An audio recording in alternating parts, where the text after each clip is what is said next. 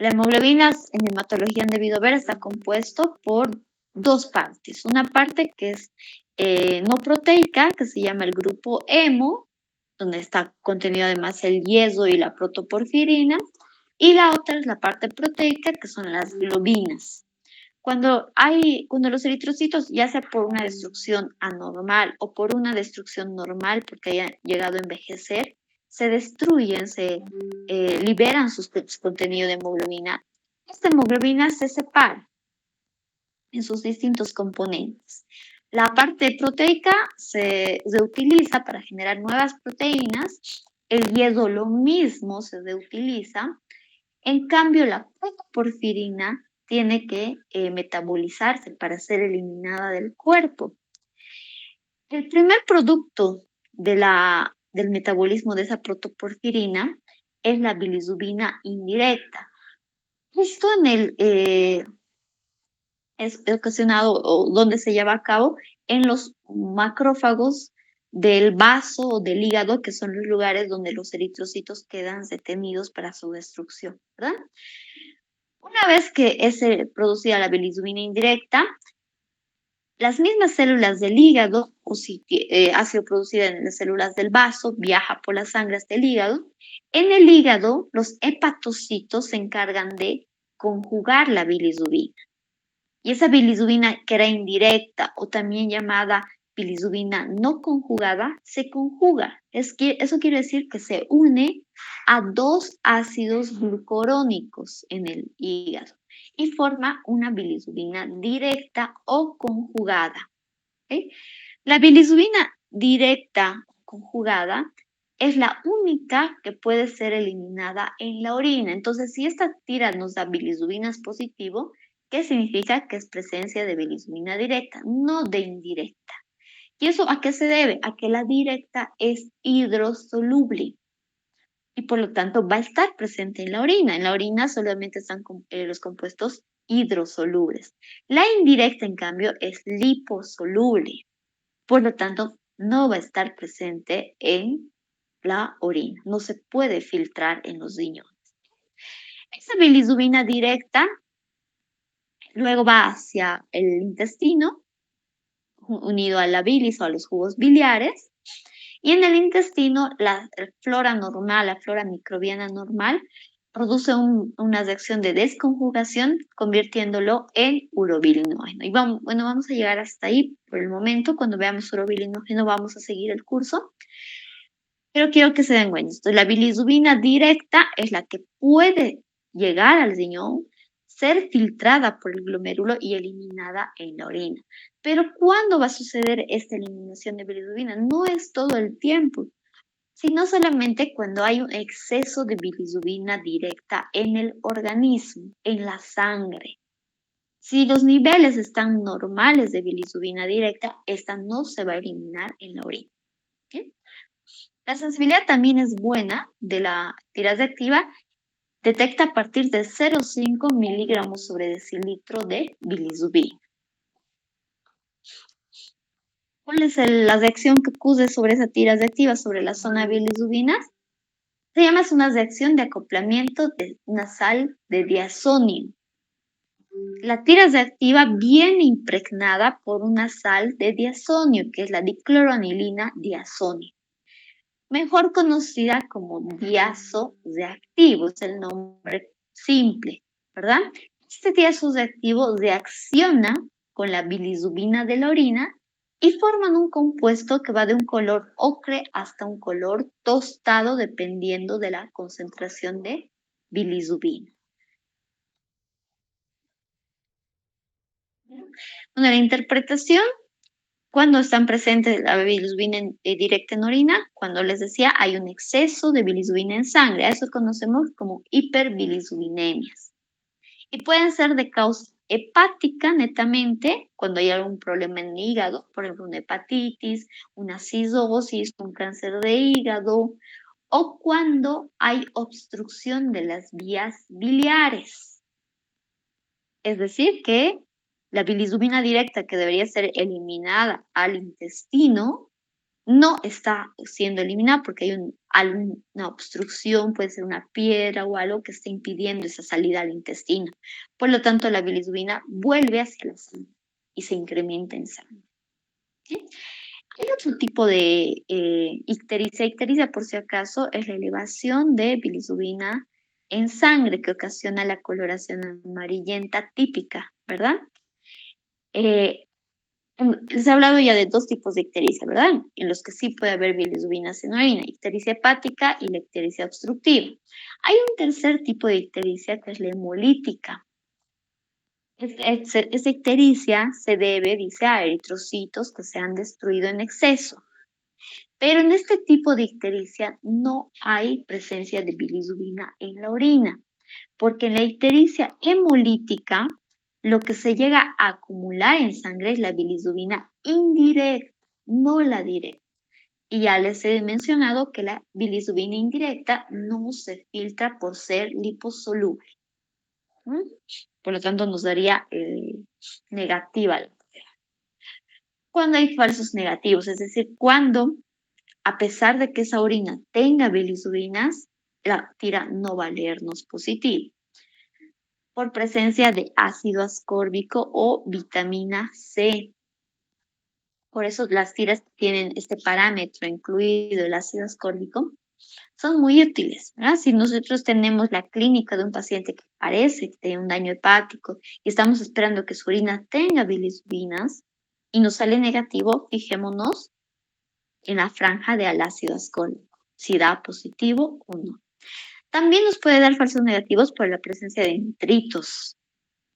Los nitritos impiden que la sal de diazonio o el diazoso de activos se una a la bilirrubina.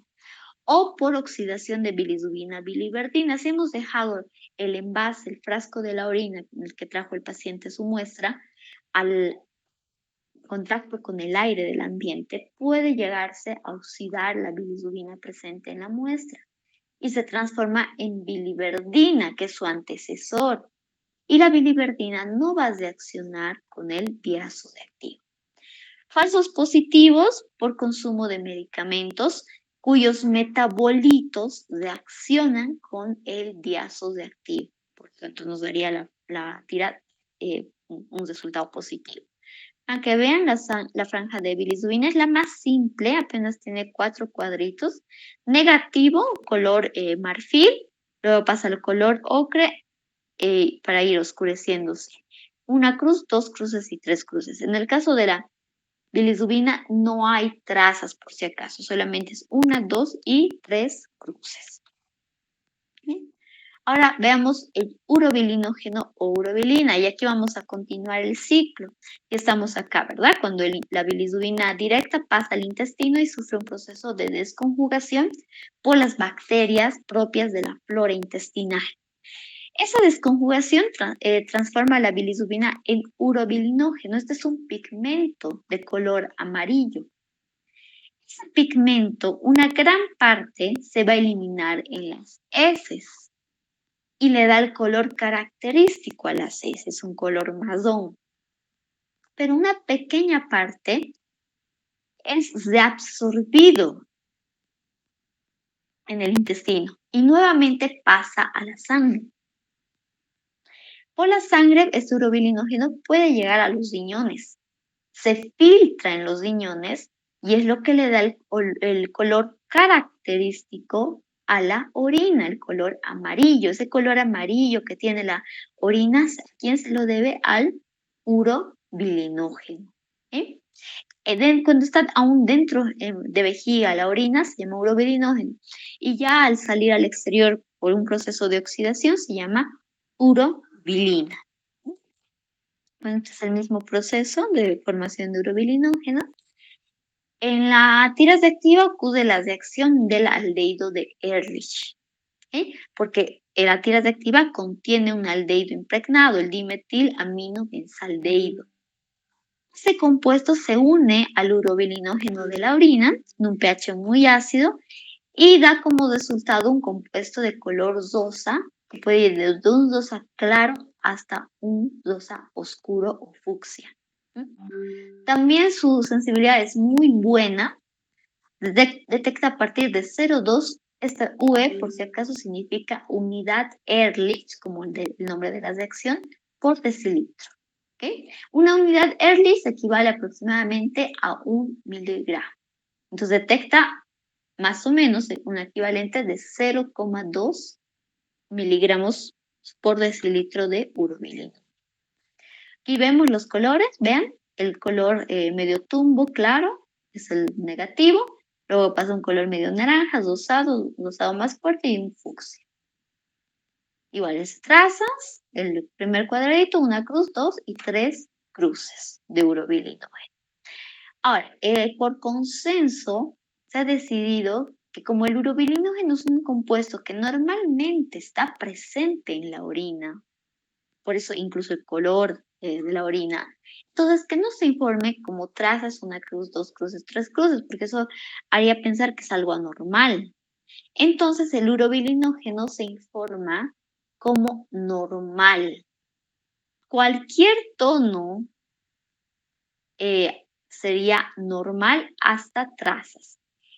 Cuando nos da una cruz, 2 o 3 cruces, debería informarse como aumentado, no como positivo, sino aumentado una cruz, aumentado tal vez 2 cruces, o aumentado 3 cruces, o simplemente aumentado. Hasta trazas se considera normal el urobilinógeno, la concentración de urobilinógeno. Y bueno, en los casos donde se eleva el urobilinógeno, en las ictericias hemolíticas. Aquí sí está elevado ese compuesto. La bilirrubina, hemos dicho, en las ictericias hemolíticas no se eleva, ¿verdad? El urobilinógeno sí. También en los demás tipos de ictericias, en las ictericias hepáticas y en la obstrucción intestinal o ictericia obstructiva.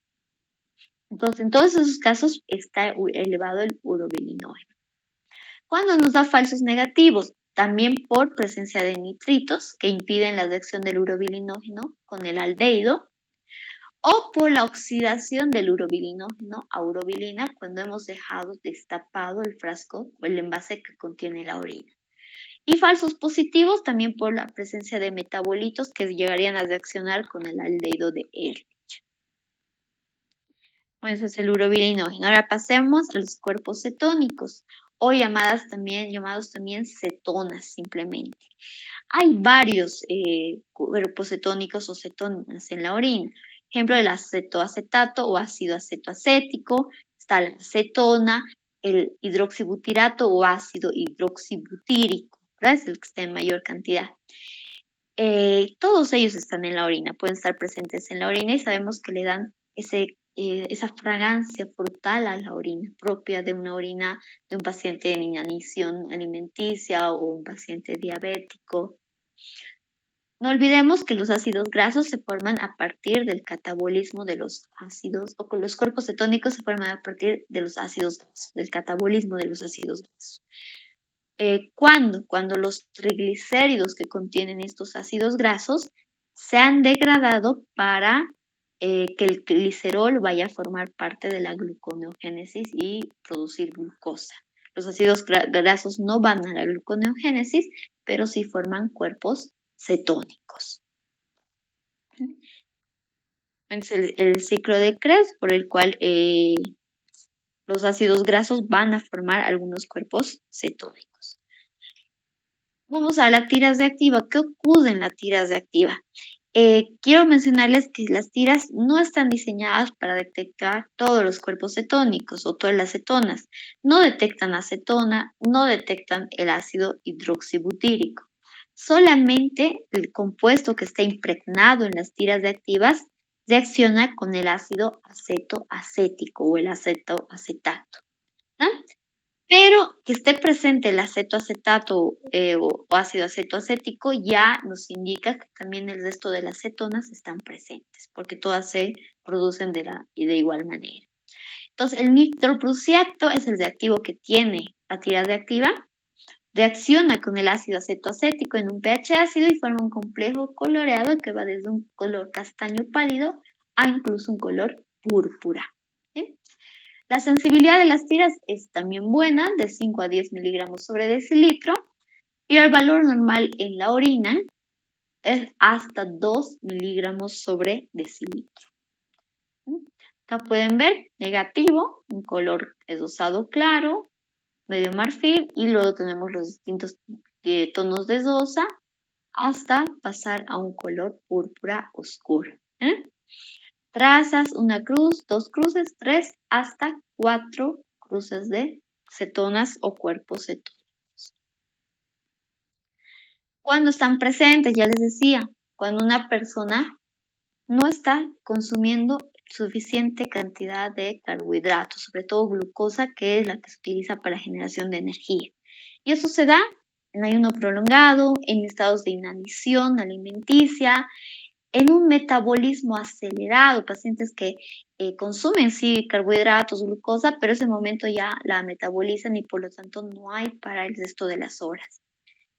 Escasez de carbohidratos, ejercicio intenso por la quema también de la glucosa y un ejercicio prolongado.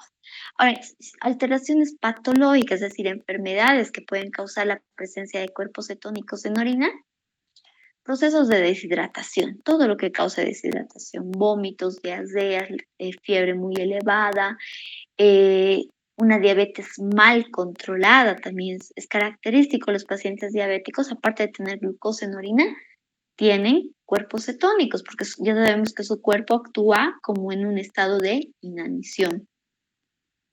La enfermedad de Bonnier, que para los que se acuerdan es una enfermedad del metabolismo del almidón, perdón, del glucógeno, no del almidón. Cuando el glucógeno no se puede utilizar para formar glucosa, para la glucogenólisis. O daño severo hepático, porque el hígado es el que regula toda esa cantidad de glucosa que puede formarse para aumentar los niveles en sangre. ¿Qué es lo malo de los cuerpos cetónicos? ¿Por qué no debemos estar en una inanición muy prolongada? ¿O por qué los diabéticos deben controlarse? Porque los cuerpos cetónicos, chicos, deprimen el sistema nervioso central, es decir, deprimen todo el encéfalo, la masa encefálica. Cuando llegan a acumularse a ese nivel en exceso, el paciente primero que tiene mucho sueño, luego se puede desmayar e incluso entrar en coma. Es decir, igual una de las complicaciones de la diabetes, ¿se acuerdan? Era la cetosis diabética o cetoacidosis diabética. También cuidado con las pruebas que den falsos positivos. Esto puede ser por una orina muy pigmentada, cuando hay exceso de urobilinógeno, por los metabolitos de este medicamento llamado levodopa que se utiliza en el Parkinson, o cuando la orina está muy concentrada. Todos esos casos nos puede dar un falso positivo.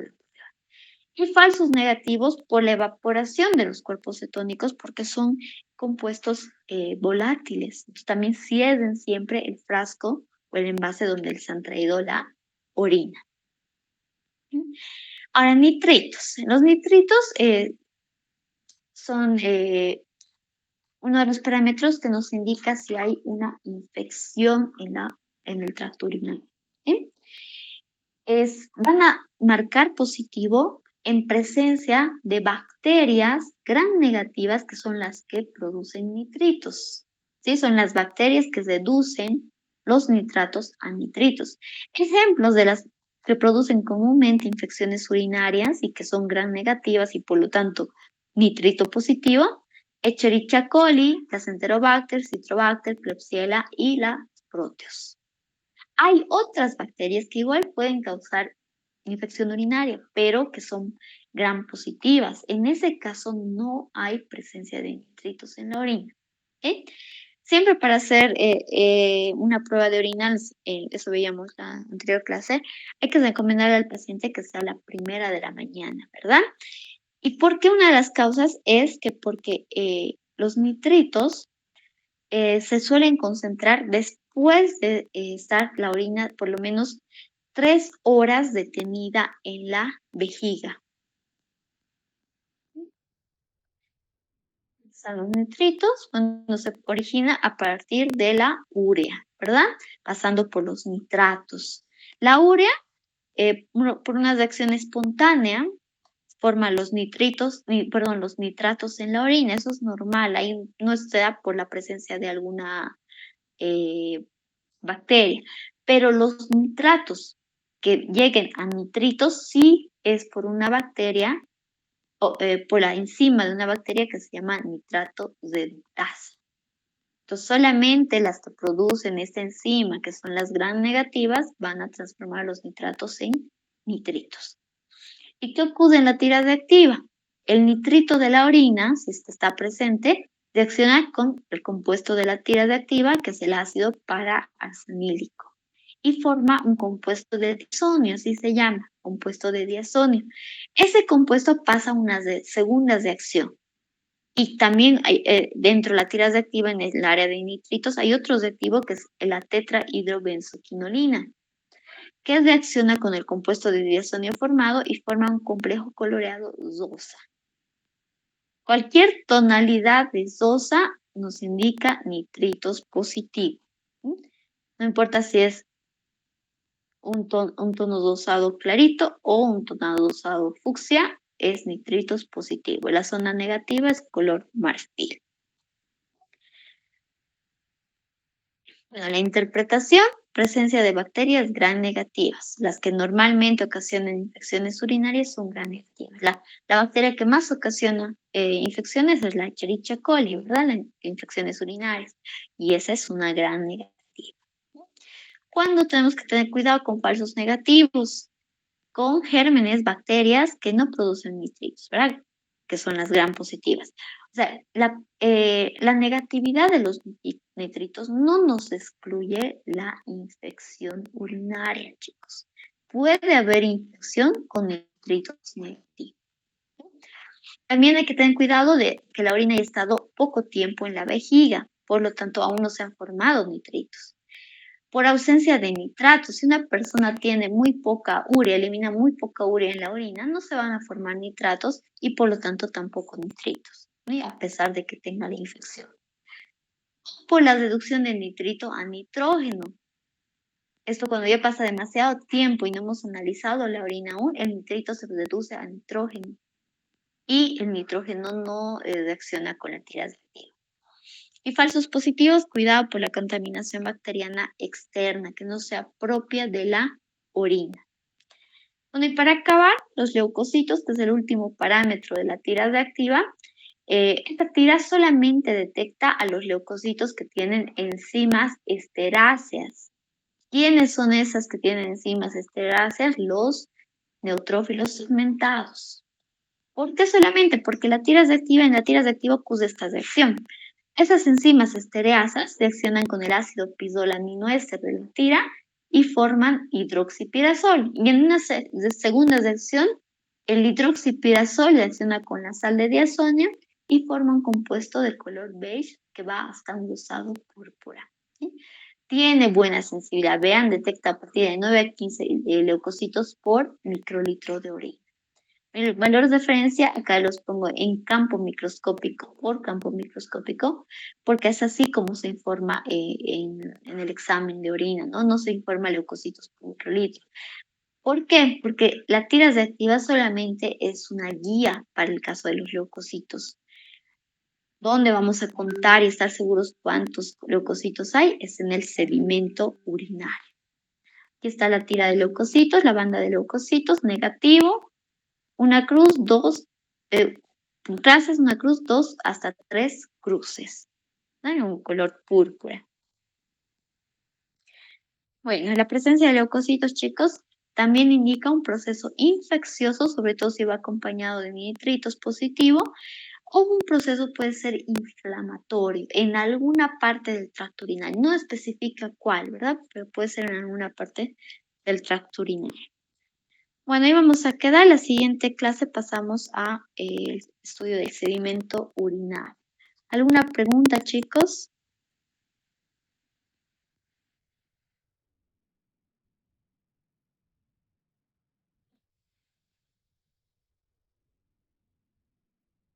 Bueno, si no hay consultas, entonces nos vemos el día viernes. Chao, chicos.